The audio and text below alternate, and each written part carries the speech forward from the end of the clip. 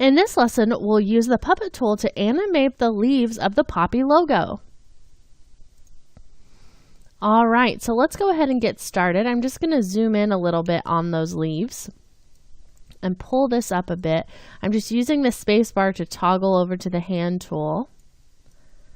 And since I already have this moved into place, this provides me a really nice way just to get started here. So I'm going to start with the leaves, and just with that layer selected, I'm going to come in and we'll grab the puppet pin tool. So if I click that, then I can come over here and add some pins along these leaves. So I'm just going to left click to add some pins.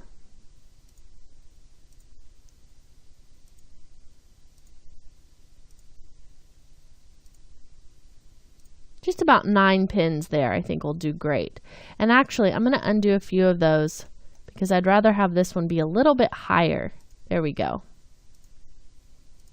Great. Okay, so those puppet pins are in place, and now I'm ready to start animating those a little bit. So I'm actually going to move forward several frames because I want this to have a little more than a second for those leaves to unfurl. The reason why we're using puppet pins is because we pin it where it goes, and then we're going to morph it to kind of almost look like it's in bloom. So we're almost working backwards in this way. Let's take a look at where our puppet pins ended up. If I just open all of these here, shift select all those, you can see we've got all these keyframes for those pins. Now I'm going to go forward about 1.5 seconds. We're working at 30 frames per second just by default. So I'm going to hold shift and hit page down 3 times.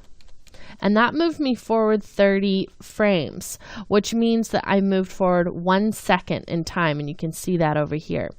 Now I want to probably give myself a little bit more, almost 2 seconds. So let's try about 50 frames. So I'm going to just go forward 20 more frames by holding shift and hitting page down twice. And then let's just grab all those keys and pull them forward. So we're going to start out with our leaves all kind of furled up, and then they're going to uncurl to this position.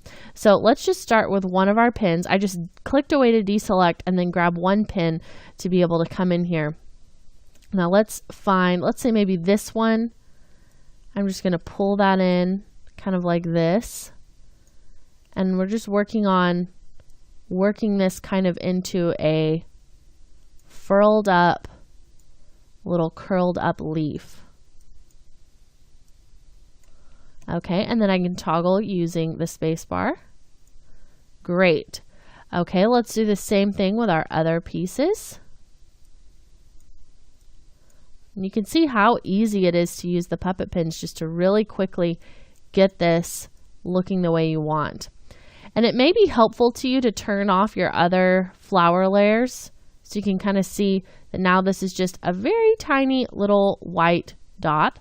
And then when I scrub forward, it's going to kind of pop out and you can see those leaves appearing. Now, I don't really like the way that they're coming out. It almost looks like a bat that's flapping its wings.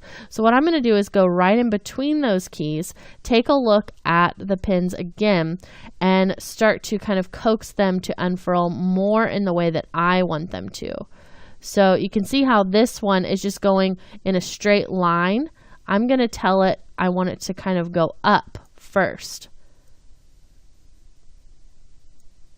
And we can kind of move those around like this. Okay, so now you can see how it's going to come out and then start to do that little flap. So instead of just going straight across, they're going to go up and over.